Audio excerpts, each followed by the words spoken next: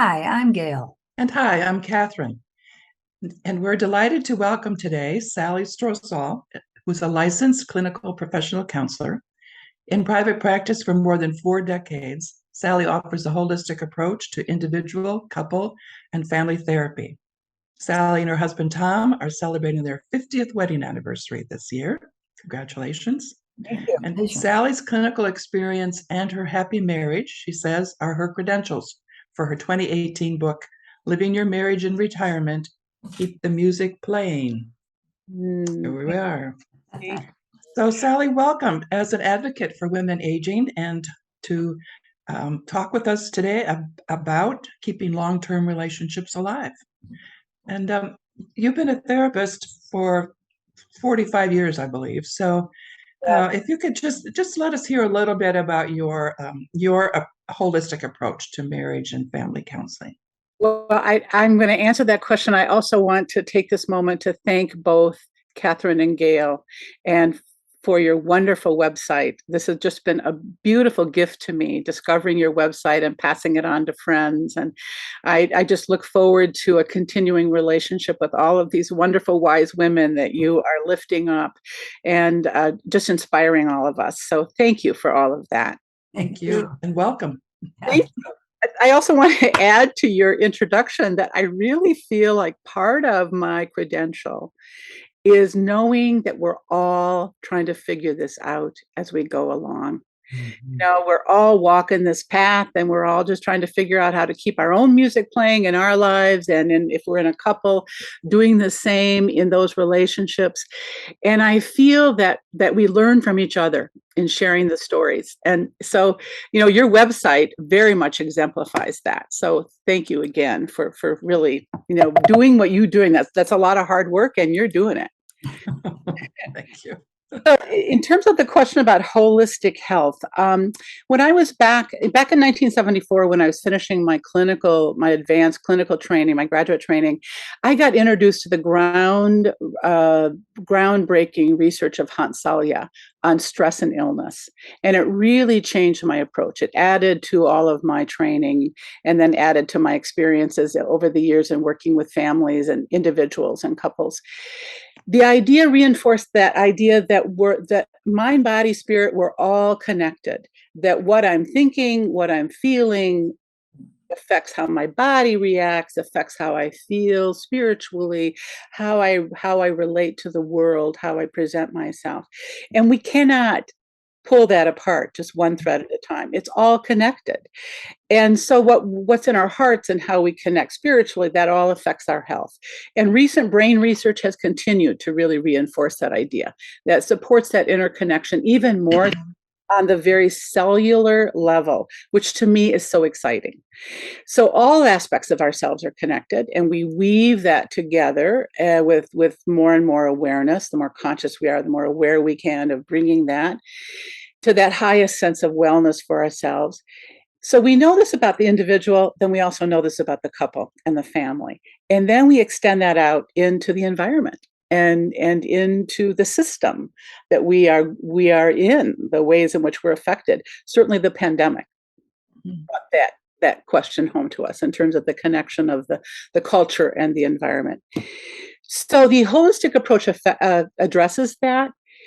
It also addresses the issue that the problems that created the distress in the system, that same system also contains the solutions, which I think is just very powerful, knowing that the same system that created this distress also contains the solutions.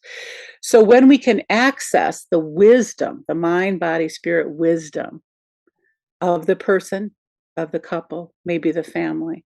I also believe in our environment and culture that we then can come up with solutions that will be effective, that will be helpful. So part of what happens in therapy is that we create a safe container in which that person and the couple can come to that wisdom. They can access that mind, body, spirit wisdom, and then they can come up with solutions. They can create the solutions with the support that's going to work for their system. Mm-hmm. That makes a lot of sense. A very powerful statement. Yeah. And yes.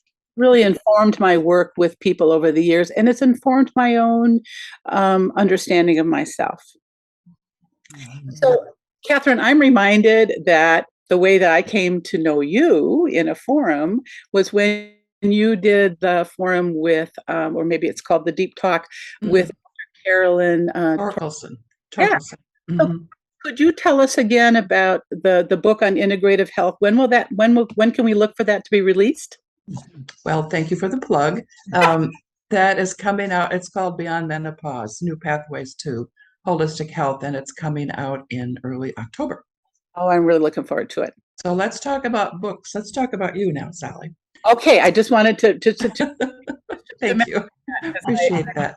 Excited about adding that to my collection. Yes. So what's the mission for writing Loving Your Marriage in Retirement?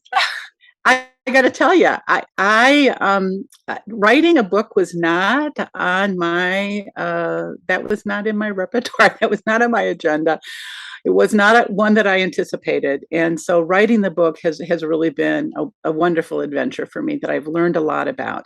You know, when people talk about everybody has a book in them, I couldn't resonate with that. I didn't feel that way. I feel most comfortable when I'm interacting with people, if I'm in a consultation with a couple, or if I'm just hanging out with people. That's when I'm most alive with myself, or when I'm with myself. So I didn't have a desire to write a book. But what started happening was that I started meeting more and more couples, long-term marriages, who started experiencing distress when they were approaching retirement or were already retired. And some of those issues that they had kind of left neglected, left on the shelf, or denied, when they started spending more time together, they started trying to plan with maybe very different ideas about retirement, started kind of exploding in their face, and they were feeling kind of blindsided. So I went to the bookstore. I've always used books. I've recommended books to my clients over all the years. I use a lot of books. We call it bibliotherapy. It's just a fancy way of saying we read books. And so, you know, we have those resources, and I couldn't find a book about marriage and retirement. I could find books on financial planning. I could find books on the best city in the United States to retire to. I could find lots of recreation books. I could find a few that started to address the issue, but they were either very academic or very kind of pejorative. Actually, they were kind of pandemic. I didn't like the message, the voice, but I didn't really find anything useful. So I still kind of resisted the idea. I just thought, kind of work it out. But then I started waking up from deep sleep with paragraphs being written in my head. I'd never experienced that before.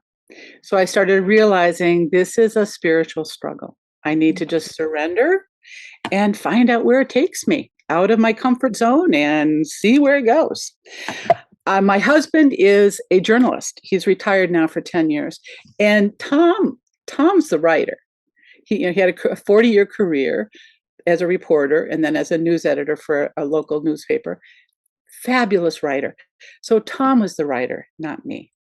So I'm glad that I did finally just go ahead and take the plunge. I found that I couldn't write after a day of clients or before in the morning I was going to work. I found that I had to set aside days, just being very quiet. I upped my meditation practice.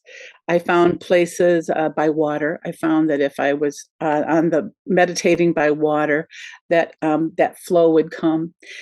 And it has been a really helpful journey for me. I admire your courage. Yes, and it with a wonderful result. Can you give us some highlights from the book? What are some of the main messages? I would love that. The mission of the book became more and more clear as we wrote and tested the material on some of our readers. There are a lot of self-help books out there that focus on marriage in general, but not specifically on retirement, or specifically on the changes that happen in a relationship with aging. I expect that more of that's going to happen because we baby boomers are going to be requiring more and more of those references. So what we found out as we did more writing was we had three main objectives. our first objective was we wanted to inspire couples to keep the music playing, find out, encourage, find out what kept their juices growing, what made them feel alive, what helped them reboot their marriage to bring in that level of passion and energy and joy that they desire, to not settle for something that was less than because they hadn't had the time to be able to give attention or intention to their relationship. The second thing we wanted to do is to share stories of success and share the wisdom of couples, also as a way to validate couples who already felt healthy about the way in which they related to each other, maybe didn't really feel like they needed a reboot, but they wanted to feel validated by other people's stories of success. So we wanted to include that. And then third, we wanted to share skills and share strategies to help improve marriage, as well as to help people start planning intentionally. What does retirement mean to them? Where do they want to live? How does this life stage affect them as a couple? What decisions do they want to make about what lifestyle they want? How do they want to plan for that? So we included some suggestions about how to do that in the book. So all of that was kind of with the main thing is we wanted to be encouraging, but yet we wanted to give an authentic voice to what this stage of life is, which is a lot of change. It takes a lot of courage, as we say. Go. I just wanted to mention the chapter or the sections of your book. So I'm looking at the table of contents. Okay. Facing the challenges was what you were just referring to. Yes. Can your marriage survive retirement? Was one of those chapters in that section. Then enhancing togetherness. Yeah. And the first chapter in that section is about communication. Yes. One talks, one listens. Yes. The next section is being your best self. And then the last section is enjoying retirement. And I just really appreciate how you the sections, the way you approach those areas. And are there any of those chapters or any of those sections sort of pearls of wisdom that you want to share now? I'd like to do that. Thank you for that guidance. On your website, you use the word reimagining. Mm-hmm. We also have heard the word re-inspirement, which I love. I love that word instead of retirement, re-inspirement or rewirement. And I would say that is one of the themes throughout the whole book with each of the 20 chapters. In communication, I think that one of the major points we're trying to make about that is that it's really easy to get into a rut, especially with long-term marriages. We start to do the same thing over and over and over again without really bringing a lot of intention to it. And it can start to lead to kind of a sense of dissatisfaction or a sense of just a kind of low energy and not a lot of excitement about that. And what we're aware of is that our brains need novelty. Our brains need new things. We need to put down new neural pathways, in order to experience new feelings and in order to have more joy and delight. So part of that in communication is learning to re-listen to each other at a level. Mm-hmm. To deliberately, with intention, ask your partner some questions about how he's doing, how she's doing. Share on a deeper level about what you're doing. But that also includes an acknowledgement that relationships are messy. We're not always going to have these moments of bliss and delight all the time. We also have to work on how to communicate through kind of gringy times or through snarly times. And kind of having that willingness to go there. That you used the word courage earlier, Catherine, to have that willingness to ask that question that might be uncomfortable, or to say that truth that may be uncomfortable, that kind of brings awareness, brings consciousness. There are times, I think everybody in a relationship goes through times when maybe we don't feel as loved as we'd like to feel. And maybe that's a buildup of resentment. Maybe that's a buildup of minor irritations that have gone unaddressed in some kind of unconscious ways that we're not deliberately hurting each other. We're just kind of getting too distracted by other things. So bringing awareness to what we need in order to feel more loved, or what my partner needs in order for him or her to feel more loved, is I think part of that highlight of the communication chapter.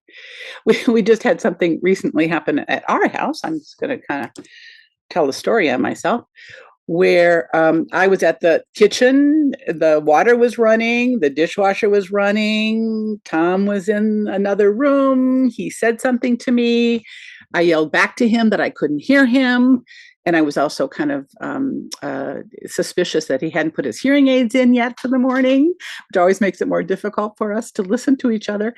And my tone of voice was much more irritated than the event called for. And I paid attention to that and realized, okay, that's a signal for me. When that happens for me, it usually means I'm holding on to some other sort of garbage, from something else, some baggage from something else. May not even have anything to do with what Tom and I are doing. And so I just took a moment. First of all, I apologized. I said, I'm really sorry. That sounded really mean, and I didn't mean to sound so mean. And I just asked him to kind of listen to me and kind of help me sort that out. Now, that's a minor example. That's an example of a minor resentment, irritation. But in long-term relationships, those sort of things can build up. And so asking the couple to pay attention to that build up, because if we don't, it can add to a sense of disconnect. It can add to a sense of not feeling loved or not being loving. So one of the things that we suggest to people is that they institute an agreement to have a weekly check-in, we call it the couple check-in, and we provide a protocol that they can follow. Where in that weekly time, it's uninterrupted time. They talk with each other. They share what's going on. How are things going? Is there anything that we need to kind of process through? Do we need to problem solve? It's also a time to give each other appreciation statements, and to really, highlight. This is one of the reasons that we're married to each other and committed to each other, is that this relationship is that important to us. I think that the book, Sally, it provides a lot of practical information, but also with heart. All of it, you feel the heart throughout, and how obviously yours and Tom's relationship kind of takes center and backstage a lot. And Tom's comments throughout the book are just wonderful. I don't know how you chose those or what you did, but he's in a little box and it's Tom's take on something, and it really adds to it. But I'm really interested in the Enhancing Togetherness and the chapter called Naked Nightly and Afternoon Delight. Yeah. Tell us a little bit about that. Well, one of the things that has come in my discussions with my clients over the years, and I also want to note that in the book, we also interviewed what we call the wise married elders. And that was a group of couples that had some distance from retirement already, and they could look back on, reflect on that major transition in their life. Some of those couples were able to move into that transition with ease. Some of them were retired in a situation where they were booted out of their company, or fired from their job, and didn't have that luxury of being able to plan for retirement, and had to all of a sudden go through that change.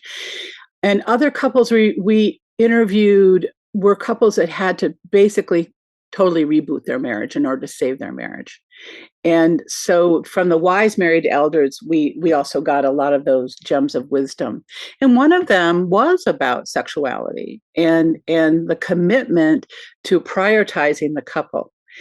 One of the ways that some of the couples shared with that is one couple that I'm thinking of right now, very, very busy. They're in their 80s, very, very busy. They have a connection time every day that they call their sacred time. And they get together wherever they've been in the world, out with family, out with their activities. They come home, they share a light lunch, and then they either take a nap or they have some snuggle time, or they do snuggle and nap, or whatever. And from 12 to 2, that's their dedicated time, no matter what else is happening in their life. And you can tell in just sitting with this couple how much they truly adore and care about each other. Another couple we interviewed, they kept their ritual from their long-term marriage of every Friday night was date night. And everybody in their family knew that.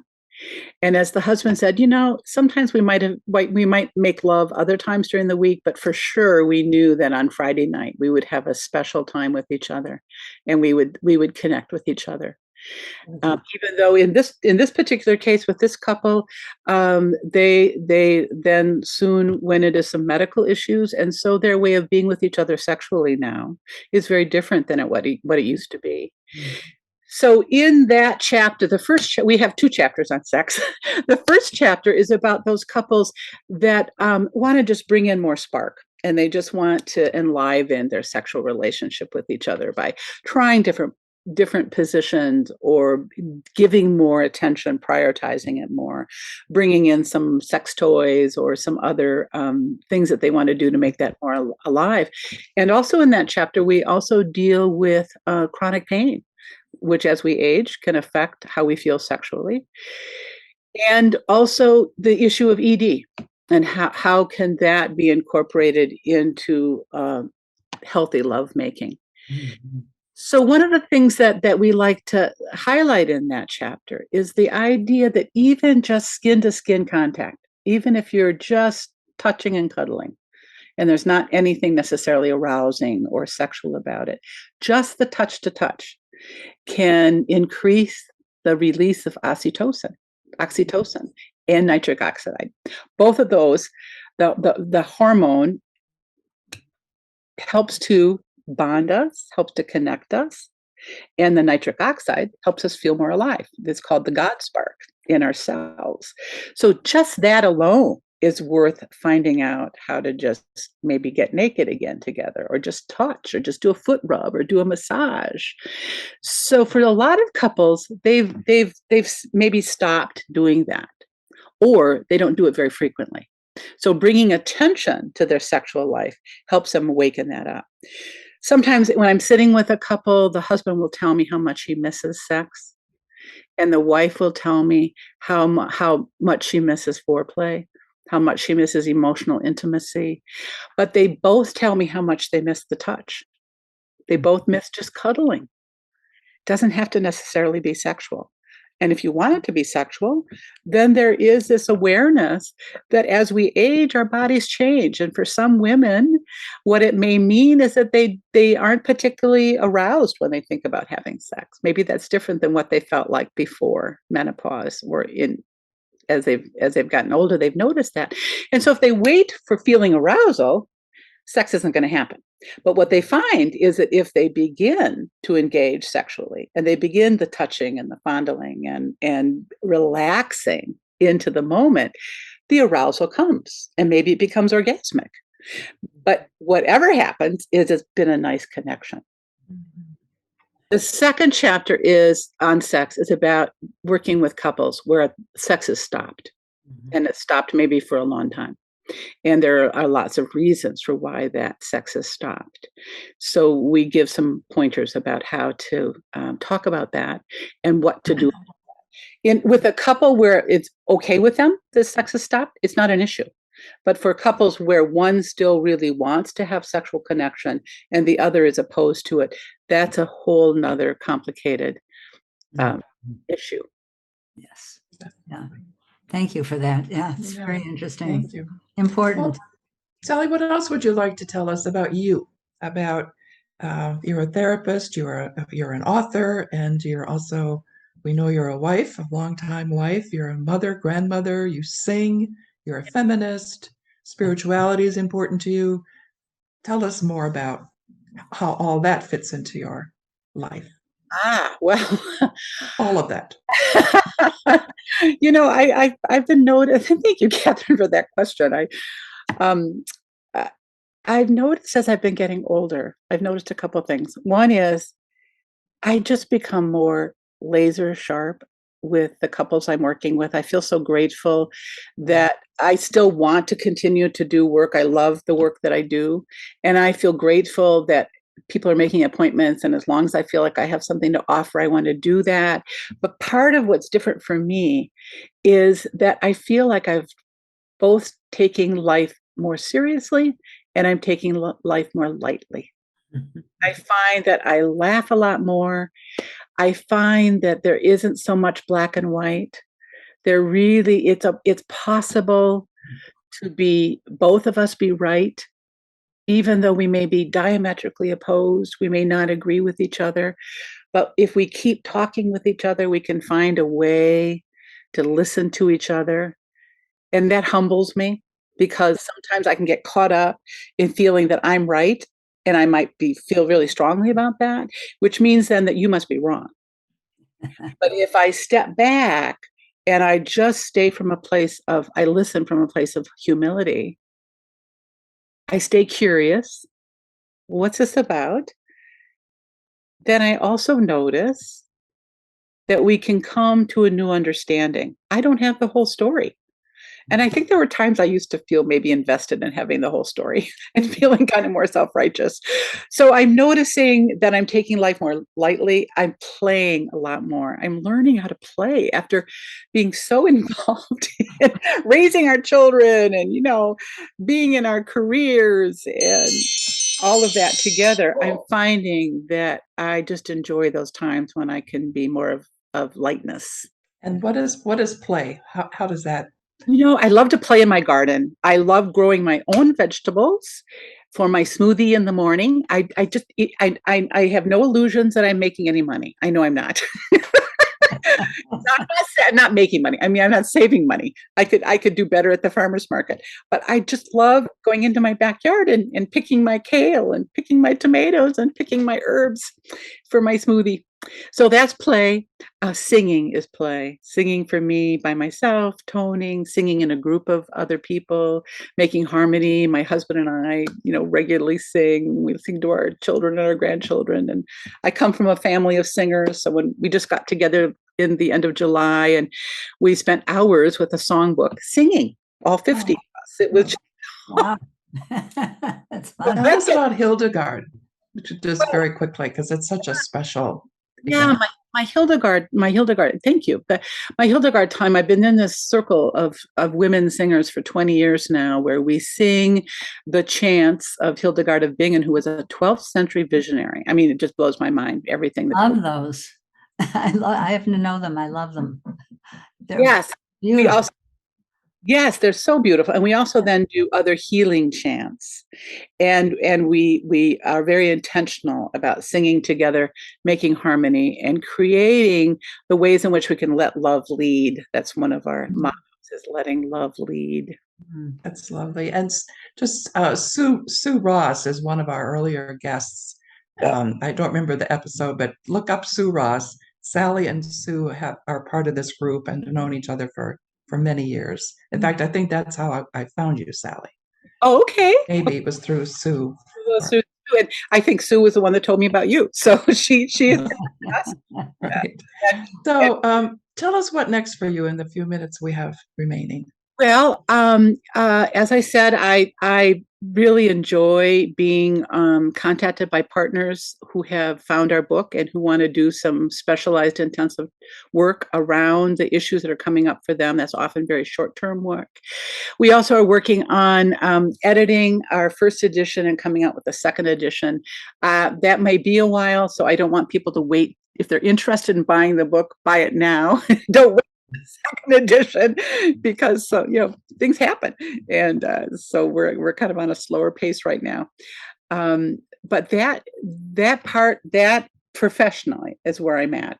I was just invited to attend a symposium by my professional organization that's focusing on retirement, and I'm very sad to say that none of the sessions were focusing on marriage.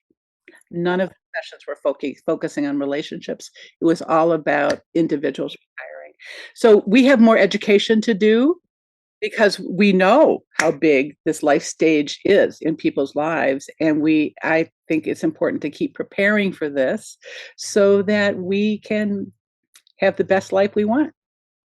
And I think Gail mentioned this earlier, but I think your book is, of course, about keeping the dance, the music alive, keep the music playing. But it's also, I think it's relevant for any couple if they're in their 40s or 50s, or they're still working, because so much of what you have to offer is just good sense.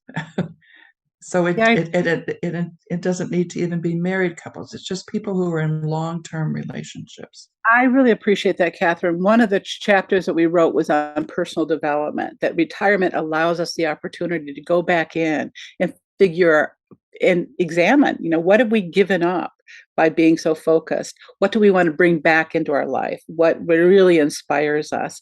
Because if we're in a relationship or if we're single, we're in a relationship with ourselves. Mhm. Our primary relationship is with ourselves and finding out how to best love ourselves.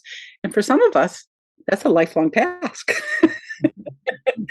to keep figuring out how to forgive and love and accept ourselves just as we are and bring more love in.